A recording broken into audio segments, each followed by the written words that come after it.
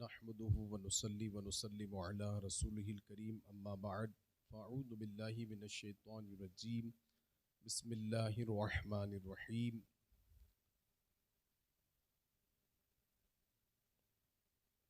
واجتنبوا قول الزور آمنت بالله صدق الله العظيم وصدق رسوله النبي الأمين المختار الكريم ونحن على ذلك لمن الشاهدين والشاکرین والحمد للہ رب العالمین۔ حضرات محترم،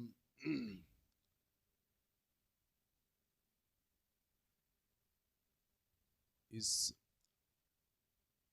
عرس اعلیٰ حضرت، عرس مجدد الف ثانی اور آل رسول کی نسبت سے یہ عظیم الشان محفل منعقد کی گئی ہے، اور آپ سب حاضر ہیں۔ ہمارے اندور کے ذمہ دار نگراں جناب ندیم بھائی، مبارک بھائی اور بلبل باغ مدینہ انس بھائی اور ان کی تمام ٹیم اور حاضرین، السلام علیکم ورحمۃ اللہ وبرکاتہ۔ آئیے، اہل سنت کا جو معمول ہے کہ اپنی گفتگو کو درود و سلام کی برکتوں سے، رحمتوں سے شروع کرتے ہیں۔ سب مل کر کے میرے ساتھ پڑھیں، الصلاۃ والسلام علیک یا رسول اللہ، الصلاۃ والسلام علیک یا حبیب اللہ، الصلاۃ والسلام علیک یا نبی اللہ وعلی آلک واصحابک یا نور اللہ یا نور اللہ صلی اللہ تعالی علیہ وسلم۔ آج کے ایک عظیم الشان ہندوستان کی ایک مایہ ناز اور بڑے ہی زبردست عالم دین آپ کے بیچ تشریف لانے والے ہیں، تو میری گزارش یہ ہے کہ بچے تو ماشاءاللہ سنیں گے، آپ بڑے سب سامنے آ جائیں۔ تو حضرت جیسے ہی آئیں گے تو سب پورا سیٹ اپ جمع ہوا ملے گا، تو جلدی گفتگو شروع ہو جائے گی۔ تو آپ بڑے اگر ادھر سامنے آ جائیں نا یہاں پر تو بہت اچھا رہے گا، ادھر سے ادھر آ جائیں، کیونکہ تقریر کرنے والے کی جو ساری توجہ ہوتی ہے وہ سامنے کی طرف زیادہ ہوتی ہے، ادھر بھی دیکھتے ہیں ادھر بھی، لیکن زیادہ تر سامنے ہوتی ہے۔ تو سامنے اگر آپ بڑے ہوں گے تو بہت اچھا رہے گا۔ بچے بھی بیٹھے رہیں، بچے جائیں نہیں، لیکن آپ بڑے کا سامنے ہونا ضروری ہے تاکہ وہ اچھے انداز سے گفتگو ہو سکے۔ ایک مرتبہ اور جھوم جھوم کر درود پاک سنا دیجیے آپ۔ اللہم صلی علی سیدنا و مولانا محمد معدن الجود والکرم مبارک وسلم، صلاۃ وسلام علیک یا رسول اللہ صلی اللہ تعالی علیہ وسلم۔ میرے آقا صلی اللہ علیہ وسلم کے پیارے دیوانوں، درود و سلام کی فضیلت اور برکتیں ابھی آپ نے ہمارے جناب محمد ندیم بھائی سے سماعت کی۔ اللہ کے رسول صلی اللہ علیہ وسلم نے فرمایا، قیامت کے دن میں اپنے غلاموں کو، اپنے امتیوں کو پہچان لوں گا۔ قیامت کے دن اپنے غلاموں کو، اپنے امتیوں کو پہچان لوں گا۔ صحابہ نے عرض کیا، یا رسول اللہ صلی اللہ علیہ وسلم، ان کی پہچان کیا ہوگی؟ کس عمل کی وجہ سے آپ اپنے امتیوں کو پہچان لیں گے؟ تو حضور سید عالم صلی اللہ علیہ وسلم، مکین گنبد خضرا، آمینہ کے لال، ہم سب کے ماوا و ملجا، رحمت عالم صلی اللہ علیہ وسلم نے فرمایا کہ کل قیامت کے دن میرا امتی دنیا میں جس منہ سے مجھ پر درود و سلام پڑھتا تھا، قیامت کے دن وہ اس کا منہ سورج سے زیادہ چمکتا نظر آئے گا، اور میں پہچان لوں گا کہ یہ میرے غلام ہیں۔ چونکہ اس محفل کو نسبت ہے آل نبی سے، آل نبی سے بھی نسبت ہے، سبحان اللہ۔ تو ایک بات اور میرے ذہن میں آ گئی، امام زین العابدین شہزادہ مولا حسین، آقا حسین کے شہزادے امام زین العابدین رضی اللہ تعالیٰ عنہ سے کسی شخص نے پوچھا کہ امام یہ بتائیں کہ جب آپ کے نانا کی حدیث ہے، آپ کے نانا کا ارشاد ہے کہ آپ قوم بنی اسرائیل میں 72 فرقے ہوئے، اور آپ کے نانا کا ارشاد ہے کہ میری امت میں 73 فرقے ہوں گے، 72 جہنمی 1 جنتی۔ تو اب آپ یہ بتائیں کہ وہ 72 تو جہنمی ہوں گے، اب وہ ناجی فرقہ، وہ ناجی جماعت جو جنتی جماعت ہے، وہ کون ہوں گے؟ وہ کون سی جماعت ہے؟ تو امام زین العابدین رضی اللہ تعالی عنہ نے ارشاد فرمایا کہ وہ اہل سنت و جماعت ہوں گے۔ کون ہوں گے؟ اہل سنت والجماعت۔ پھر اس پوچھنے والے نے پوچھ لیا کہ دور ایسا آ جائے، اب توجہ ہے آپ کی، کہ دور ایسا آ جائے کہ ہر فرقہ اپنے آپ کو اہل سنت کہے، ہر فرقہ اپنے آپ کو اہل سنت کہے۔ آج نہیں ہو رہا ایسا، بہت سارے فرقے کے لوگ اپنے آپ کو اہل سنت والجماعت کہتے ہیں۔ تو پھر ہم کیسے پہچانے جب ہر فرقہ اپنے آپ کو اہل سنت کہے؟ تو ان میں کیسے پہچان ہوگی کہ صحیح معنوں میں اہل سنت و جماعت کون ہیں؟ تو امام زین العابدین نے سبحان اللہ یہ مسئلہ بھی اسی وقت حل فرما دیا کہ جو میرے نانا پر کثرت سے درود و سلام پڑھیں گے، سمجھ لینا وہی اہل سنت و جماعت ہے، وہی اہل سنت والجماعت ہے۔ تو اے دیوان گانے عشق رسول صلی اللہ علیہ وسلم، اس لیے اہل سنت کبھی بھی سلام پڑھنے میں بخیلی نہیں کرتے۔ جب بھی کہا جاتا ہے پڑھو درود و سلام تو وہ باواز بلند پڑھتے ہیں، اللہم صلی علی سیدنا و مولانا محمد معدن الجود والکرم وبارک وسلم صلاۃ و سلام علیک یا رسول اللہ صلی اللہ تعالی علیہ وسلم۔ قرآن مقدس میں اللہ تبارک و تعالی نے ارشاد فرمایا وَاجْتَنِبُوا قول الزور، اور اجتناب کرو، پرہیز کرو قول الزور، جھوٹ سے۔ اس لیے کہ جہاں معاشرے میں بے شمار بیماریاں جنم لے چکی ہیں اور مسلمان ان بیماریوں میں، ان گناہوں میں مبتلا ہونے کی وجہ سے راہ راست سے، صراط مستقیم سے بھٹکتا نظر آ رہا ہے، تو انہی میں ایک بیماری، انہی میں سے ایک گناہ جھوٹ بولنا بھی ہے۔ آج جھوٹ اس قدر عام ہو گیا، لوگ کاروبار میں جھوٹ بولتے ہیں، لوگ اپنے تجارت میں جھوٹ بولتے ہیں، اپنے گھر میں جھوٹ بولتے نظر آتے ہیں، یہاں تک کہ اللہ اکبر جھوٹ کی ایسی عادت لوگوں میں لگ گئی کہ بات بات پر جھوٹ بولتے نظر آتے ہیں۔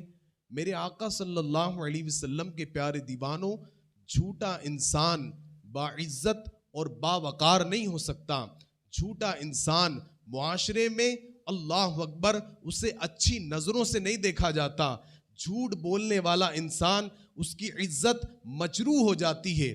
جھوٹ بولنے والے انسان کی زبان سے، اس کی زبان کی جو لذت ہے، چاشنی ہے، اللہ اسے بھی اس کی جھوٹ کی وجہ سے وہ بھی دور ہو جاتی ہے۔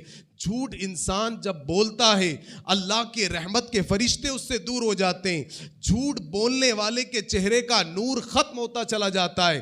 جھوٹ بولنے والا اللہ اکبر ذلیل و رسوا ہوتا ہے۔ اے دیوان گان عشق رسول صلی اللہ علیہ وسلم، اس لیے فرمایا گیا ہمیشہ سچ بولو، سچوں کے ساتھ رہو اور جھوٹ سے اپنے آپ کو بچاؤ، اس لیے کہ جھوٹ بولنے والا انسان ہمیشہ خسارے میں رہتا ہے اور سچ بولنے والا انسان ہمیشہ برکتیں حاصل کرتا ہے۔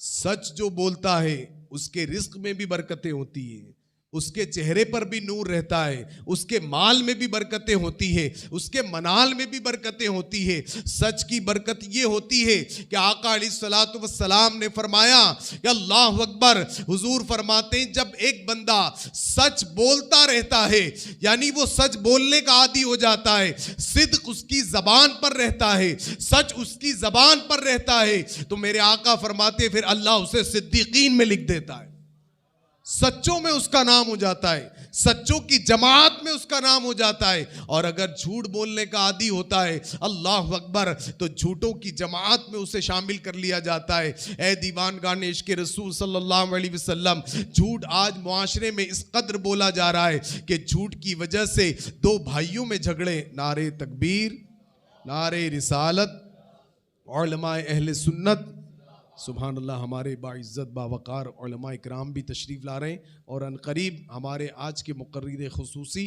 حضرت علامہ مولانا ظہیر مصباحی صاحب بھی انشاءاللہ تشریف لائیں گے۔ میں صرف ایک واقعہ پیش کر کے اپنی گفتگو کو مکمل کرتا ہوں، کیونکہ میرے بعد بھی آپ کو ماشاءاللہ ہمارے نعت خواں حضرات کو اور ساتھیوں کو سننا ہے، تو درود پاک پڑھیں جھوم جھوم کر کے۔ اللہم صلی علی سیدنا و مولانا محمد معدن الجود والکرم وبارک وسلم صلاۃ وسلام علیک یا رسول اللہ صلی اللہ تعالی علیہ وسلم۔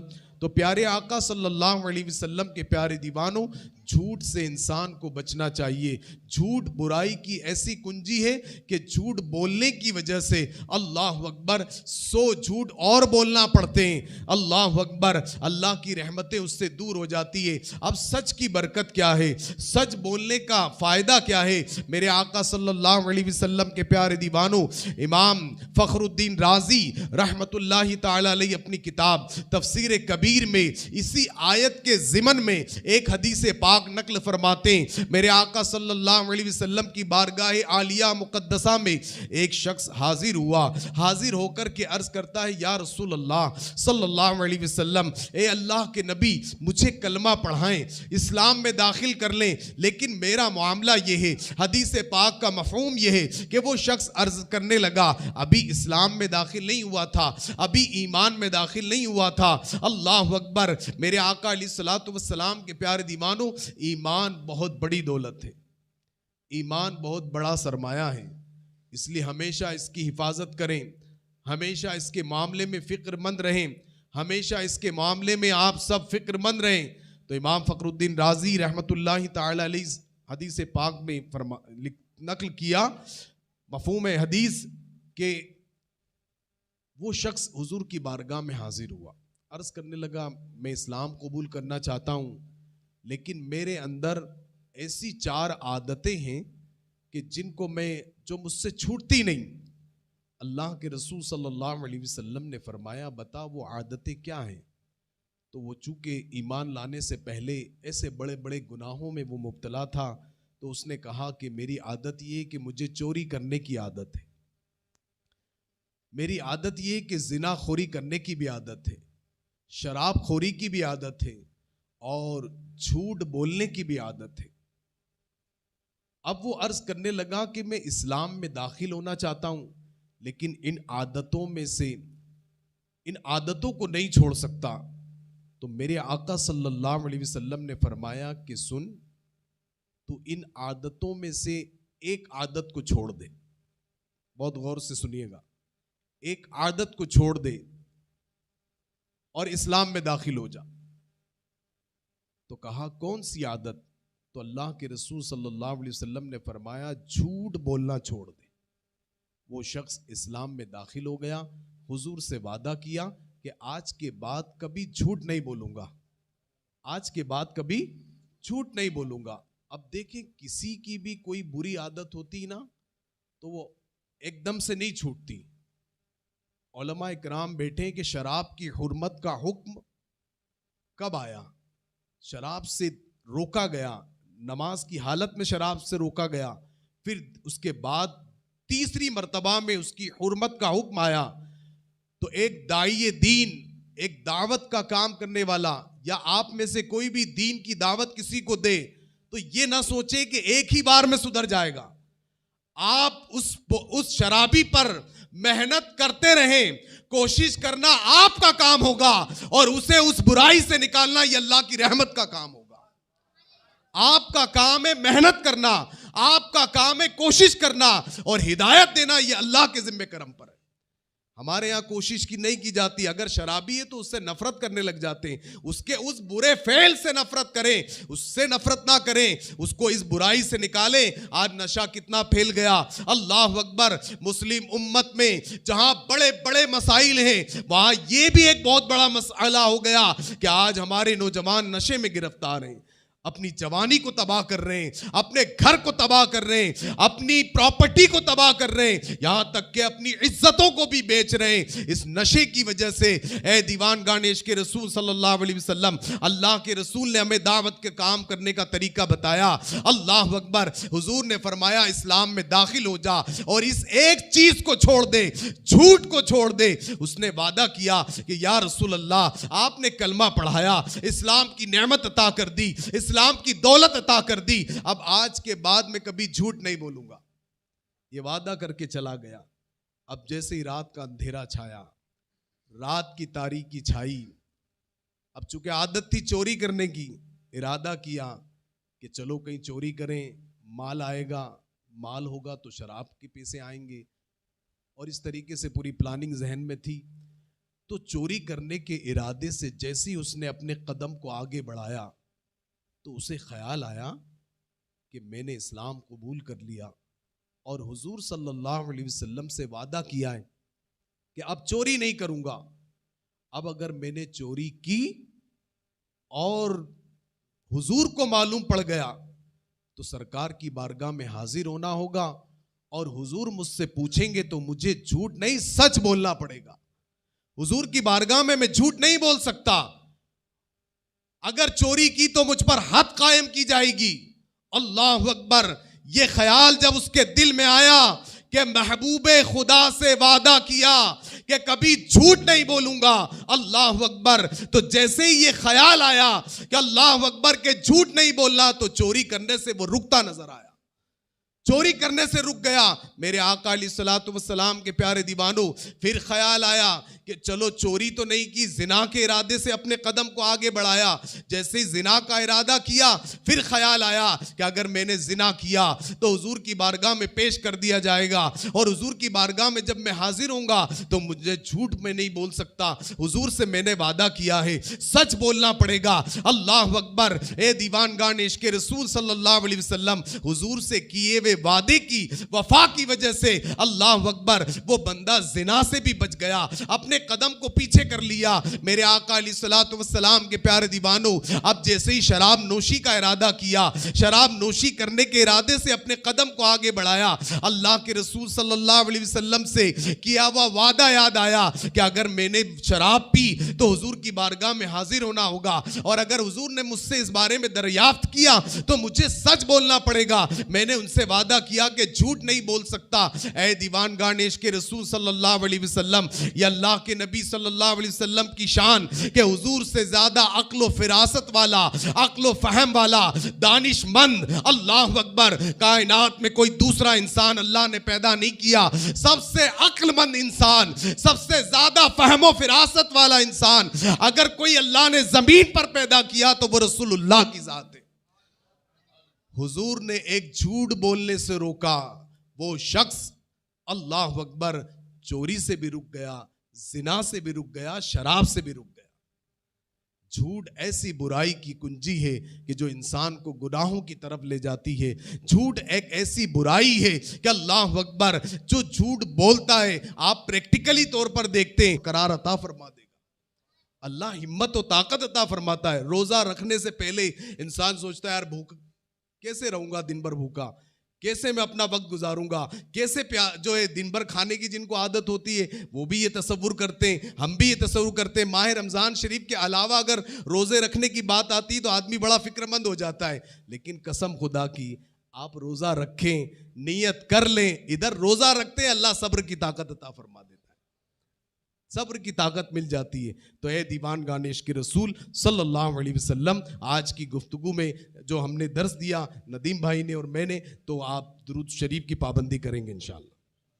کوئی ایک وظیفہ تو ایسا اپنا لیں آپ کہ پوری زندگی اس پر عمل رہے گا نا انشاءاللہ.